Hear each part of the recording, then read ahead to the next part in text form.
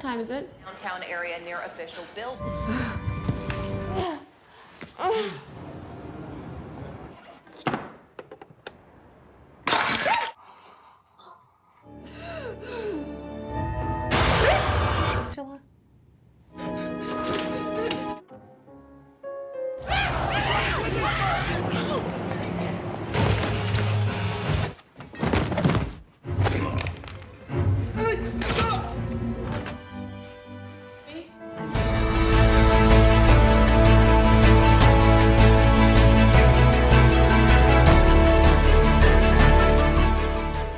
Masih bersama si Box TV. Kali ini kita akan membahas kisah yang menarik. Langsung saja pada alurnya ya. Gas pagi itu Bradley Hastings dari perusahaan Amgela Corporation sedang diwawancarai Senin di sebuah televisi digital. Brad menjelaskan produknya yang bernama Kimi dibandingkan produk sejenis lainnya. Kimi adalah sebuah alat elektronik yang memudahkan kita dan menjadikan kita lebih baik. Kimi hadir di tengah musim pandemi coronavirus. Saat itu Brad sedang menuju kamar anaknya, mendadak ponselnya berdering. Si penelepon berinisial R ini meminta sejumlah uang karena telah menyelesaikan suatu pekerjaan untuknya. Di sebuah apartemen seorang wanita muda mengambil segelas minuman. Kemudian ia berdiri di depan jendela sambil mengamati apartemen yang di seberangnya. Wanita muda itu bernama Angela dan terlihat ada sebuah benda berbentuk seperti cakram di atas mejanya. Benda itulah yang dikenalkan bernama Kimi oleh perusahaan Amgela. Angela sedang membersihkan giginya di kamar mandi. Setelah itu ia melakukan olahraga sambil mendengarkan sebuah musik. Selesai berolahraga ia menuju ke balkon dan mengamati seorang pria di apartemen sebelahnya. Pria yang diamatinya itu bernama Terry. Angela mengirimkan pesan kepadanya untuk bertemu di dekat mobil burrito telur. Angela segera mandi tak lupai minum pil antibiotik dan pereda nyeri untuk sakit giginya. Ia telah berganti baju dan memakai mantel serta siap untuk keluar menemui Terry. Saat ia hendak membuka pintu rumah, tiba-tiba tubuhnya terasa lemas dan nafasnya terdengar tak teratur. Setelah menenangkan diri, ia memutuskan untuk tak menemui Terry. Ia kemudian menuju meja komputer dan memerintahkan Kimi untuk membuka berkas streamnya kemarin. Baru saja Angela memulai aktivitasnya, ia mendengar suara bising dari atas apartemennya. Suara gaduh itu ditimbulkan oleh Marcos yang sedang mengerjakan proyek di lantai atas. Angela meminta Marcos menghentikan pekerjaannya karena itu sudah di luar kesepakatan mereka. Angela membuka beberapa file kesukaannya. Dan ia meminta Kimi untuk menunjukkan file yang diinginkannya. Tapi Kimi justru membuatkan folder baru untuk Angela. Ternyata Kimi masih banyak kekurangan dan Angela berusaha merapikan filenya sendiri. Angela mencoba menghubungi ibunya melalui StreamYard. Dari layar monitor nampak ibunya sedang berangkat kerja. Angela mencoba menceritakan tentang Terry teman prianya. Namun ibu Angela sepertinya tak tertarik sama sekali. Akhirnya Angela memutuskan sambungan stream begitu saja. Sementara itu seorang pria brewok sedang memperhatikan Angela lewat jendela apartemennya. Malam itu Angela mencoba memperbaiki modem internet di kamarnya. Ia dibantu oleh temannya di dunia maya yang bernama Darius. Atas bantuan Darius, Angela bisa meribut kembali modemnya. Angela berjalan ke jendela dan mencoba melihat ke apartemen Terry. Tak lama kemudian Terry terlihat barusan sampai lalu meletakkan makanan di meja. Angela langsung menghubunginya dan menawari Terry untuk datang ke apartemennya. Angela mendengar pintu apartemennya diketuk dari luar. Ia segera membukakan pintu dan mengizinkan Terry masuk ke rumahnya. Mereka langsung melampiaskan nafsu birahinya saat itu. Terry melihat Instagram pada ponsel Angela. Terry sedikit protes pada Angela yang membuat postingan seolah-olah Angela berada di suatu tempat. Masalahnya Terry tahu persis bahwa Angela tak pernah keluar rumah. Keberadaan Terry di apartemen Angela ternyata sedang diperhatikan oleh pria brewok melalui teropongnya. Angela kemudian kembali ke komputernya dan memerintahkan Kimi untuk membuka stream yang akan dikerjakannya. Tiap hendak melakukan sesuatu Angela selalu memakai hand sanitizer. Malam itu Angela mendapatkan sesuatu dari stream lagu yang didengarkannya. Ia lalu mencoba suatu aplikasi untuk mendengarkan suara lain di balik lagu itu. Angela merasa ada suatu percakapan di balik layar belakang lagu itu. Angela mengambil peralatannya untuk memisahkan lagu dan suara di latar belakangnya. Angela sangat terkejut mendengar isi percakapan itu. Terdengar dalam percakapan itu, seorang pria sedang mengancam seorang wanita. Tiba-tiba Angela dikejutkan suara botol obatnya yang jatuh dari meja. Pagi harinya saat bangun tidur, Angela merasakan sakit giginya kembali kambuh. Ia menghubungi dokter kenalannya dan menanyakan lewat stream bagaimana kondisi giginya. Dokter meminta Angela untuk datang karena mengalami pembekakan pada gusi. Tapi Angela menolak, ia hanya ingin diresepkan obat antibiotik dan pereda nyeri saja. Di depan komputer, Angela mendapatkan sambungan langsung dari staf Amygdala, yaitu perusahaan yang akan meluncurkan kini. Di layar monitor nampak seorang pria yang tak ingin menerima kiriman rekaman dari Angela. Dan ia memberikan informasi kepada Angela bahwa ia seharusnya mengirimkan rekaman itu kepada Natalie Chowdhury. Sesuai dari saran pria itu, Angela mencoba menghubungi Chowdhury. Saat terhubung dengan kantor Chowdhury, Angela selalu mendapatkan jawaban dari asistennya yang mengatakan bahwa Chowdhury sedang tak di tempat. Angela terus mencoba menghubungi Chowdhury sambil meninggalkan nomor telepon kepada asistennya agar Chowdhury nanti bisa menghubunginya. Angela menghubungi Tri dan menanyakan padanya jika menemukan kejahatan kemana ia harus menghubungi. Tri menyarankan untuk menghubungi FBI dan tak bisa menjanjikan jika ia bisa datang ke apartemennya. Angela kemudian menghubungi Darius melalui StreamYard-nya. Darius ternyata adalah seorang operator dari perusahaan Amygdala di negaranya. Angela menanyakan pada Darius tentang kode D2626 artinya itu adalah kode yang diminta pelanggan untuk menyimpan berkasnya. Darius mau membantu membuka rekaman itu asal tahu nomor perangkat yang mengupload rekaman itu. Kebetulan Angela sudah menelusuri nomor device pengupload kemarin. Mendadak Angela mendapat sambungan stream dari Dr. Sharon Burns. Sambil menunggu bantuan Darius, Angela mencoba mendengarkan perkataan Dr. Sarah.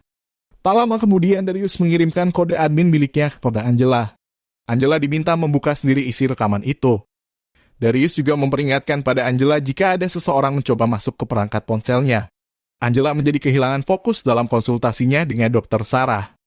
Akhirnya Angela mematikan sesi konsultasi itu.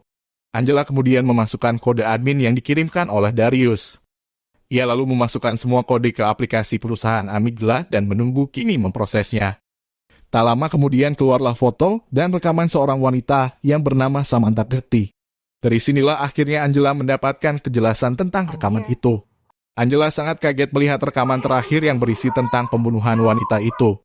Tiba-tiba di tengah keresahan hati Angela, Chowdhury menelpon. Chowdhury meminta Angela untuk datang ke kantor dan bersama-sama melaporkan hal itu ke FBI.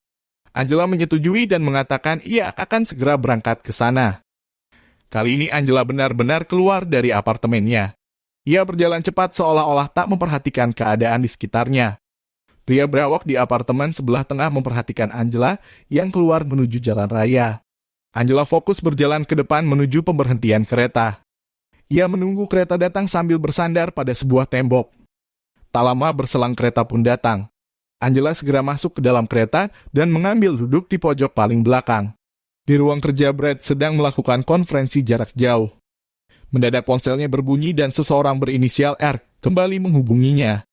Pria berinisial R ini memberitahu bahwa akan ada seseorang yang datang kepada Chowdhury dan akan membicarakan rekamannya dulu. Angela akhirnya sampai ke kantor Chowdhury. Untuk masuk ke dalam kantor, Angela harus melakukan pemindaian retina. Setelah Angela mendekatkan matanya baru ia mendapatkan nomor ID untuknya. Angela sampai ke suatu ruang yang di depannya ada lift bundar transparan. Lalu ia masuk ke dalam lift itu. Setelah sampai Angela memasukkan kartu ID-nya. Dari situ ia dibukakan pintu menuju kantor divisi tempat Chowdhury bekerja. Sampai di sana Angela menemui seorang wanita yang sedang sibuk dengan komputernya. Ternyata ia adalah asisten Chowdhury. Tiba-tiba Chowdhury datang dari belakang Angela. Ia segera mempersilahkan Angela untuk masuk ke ruang kerjanya. Di depan Chowdhury, Angela tak ingin memberikan rekaman itu langsung kepadanya. Ia ingin Chowdhury menghubungi FBI terlebih dahulu. Chowdhury sedikit memaksa agar Angela memberikan rekaman itu kepadanya. Ia menyindir keengganan Angela dikarenakan kesehatan mental yang pernah dideritanya dulu.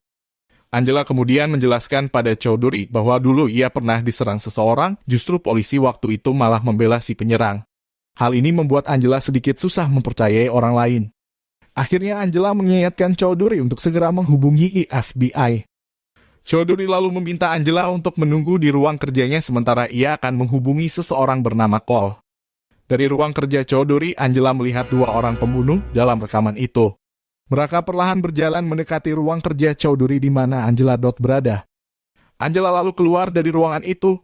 Dengan setengah berlari, ia mencoba menghindari kedua orang itu. Angela akhirnya berlari agar secepatnya mendapatkan pintu keluar dari tempat itu. Ia memasuki ruang demi ruang dan menuruni beberapa tangga. Akhirnya Angela berhasil keluar dan merunduk pada sebuah tembok batu.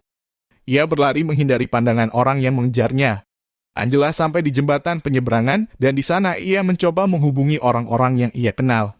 Tapi sepertinya mereka sedang sibuk semua. Angela akhirnya berpikir untuk membuat laporan sendiri ke kantor FBI. Ia kemudian melihat map kantor FBI melalui ponselnya. Ia memerlukan waktu sekitar 24 menit jika berjalan untuk sampai ke sana. Brad menunggu seseorang yang berinisial R menemuinya. Pria itu ternyata bernama Rivas. Brad sengaja membayar Rivas untuk melakukan pekerjaan-pekerjaan kotor untuknya. Kali ini target Rivas adalah Angela. Rivas meminta bantuan Yuri, seorang teknisi komputer handal, untuk melacak keberadaan Angela. Angela menyadari bahwa seseorang mungkin sedang melacak ponselnya. Lalu ia mematikan ponselnya yang membuat Yuri sedikit kesusahan melacaknya kembali. Angela tiba di tempat orang-orang sedang melakukan demonstrasi. Saat ia membuang ponselnya, seorang pria menarik tubuhnya untuk dimasukkan ke dalam mobil. Beruntung para demonstran menghalangi laju mobil itu. Sampai akhirnya Angela mampu meraih gagang kunci pintu mobil dan membukanya. Para demonstran pun membantu Angela keluar dari mobil itu.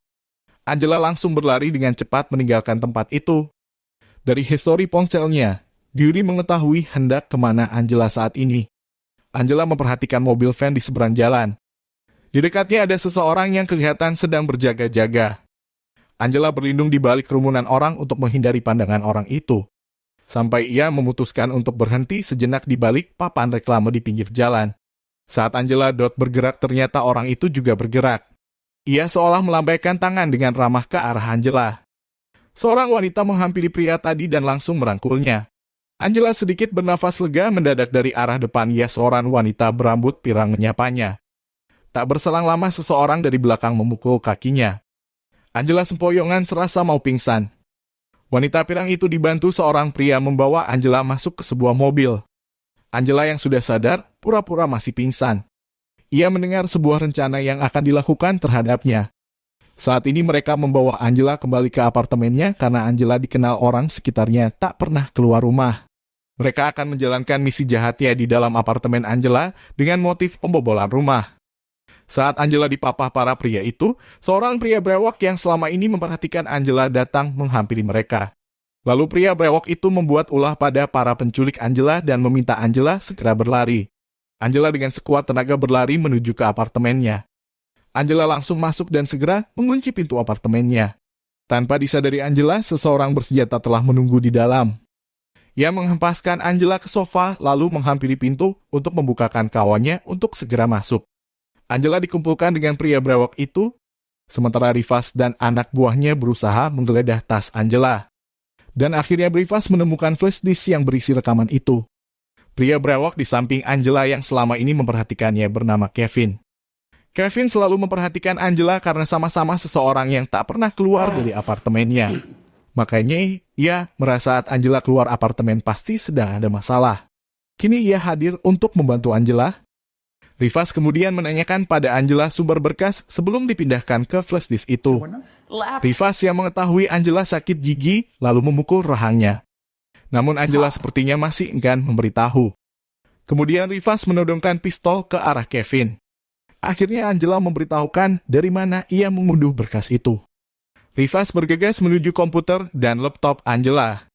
Tiba-tiba laptop Angela mendapatkan notifikasi ada sambungan stream dari ibunya. Angela segera memerintahkan Kimi untuk mengangkat sambungan itu. Kemudian ia meminta Kimi mematikan lampu di ruangan itu. Angela juga menyuruh Kimi untuk memutarkan musik dengan suara yang sangat keras. Setelah itu Angela membalikan meja ke arah anak buah Rivas yang menjaganya. Lalu ia berlari ke kamar penyimpanan peralatan dan mengganjal pintu kamar itu. Angela naik ke atas lewat lubang plafon. Ia terus merangkak menuju ke tempat di mana proyek Marcos menyimpan peralatannya. Angela pun sampai di tempat Marcos meletakkan semua peralatan kerjanya. Diambilnya penembak paku dan diisinya penuh paku kemudian direkatkan dengan solasi tebal. Kali ini Angela bertekad akan melakukan perlawanan terhadap mereka. Rivas dan anak buahnya mendobrak pintu kamar peralatan dan menemukan lubang plafon tempat Angela kabur. Saat salah satu anak buah Rivas naik ke atas, sebuah bunyi terdengar dan bersamaan dengan itu tubuh anak buah Rivas jatuh terbentur ke lantai. Anak buah Rivas satunya memberitahu bahwa ia sudah mendapatkan flash disk-nya kembali. Kevin dari belakang bangkit dan meraih pisau kemudian dihujamkan ke tubuh orang itu. Belum selesai keterkejutan Rivas, Angela berhasil menembakkan paku mengenai tangannya. Rivas yang mencoba memastikan keadaan anak buahnya yang tertusuk tahu-tahu diberondong tembakan paku oleh Angela hingga roboh. Mengetahui hal itu, anak buah Rivas yang tersisa mencoba kabur dari situ. Belum sempat sampai ke pintu, sebuah tembakan paku mengenai wajahnya.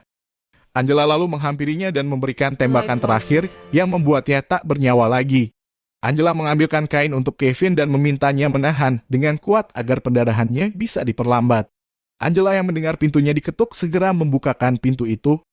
Sambil memerintahkan Kimi menghubungi 911, Angela melaporkan adanya pembobolan dan korban luka serta meninggal di apartemennya.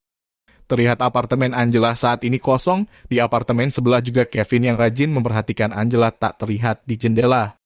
Dari jauh Angela terlihat menuruni tangga dan ia menemui Terry di seberang jalan dan telah menunggunya.